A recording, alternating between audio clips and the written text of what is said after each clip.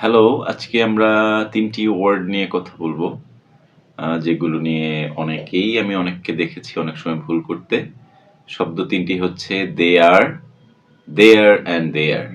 I mean ৩ টা similar sound, same sound, but all of them have different meaning.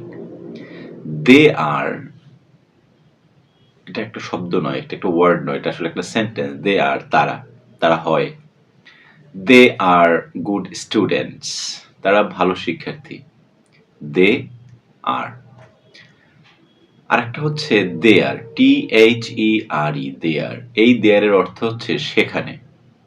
যেমন I went there to meet my friend. আমি সেখানে গিয়েছিলাম। I went there to meet my friend. আরেকটি হচ্ছে there, THEIR, there. এটি হচ্ছে they এর পজেসিভ। Their মানে তাদের। They want their rights. So ৩ টে আলাদা শব্দ।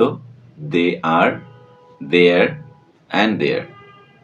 আশা করি ভিডিওটি মনোযোগের সাথে দেখবেন। Bye bye.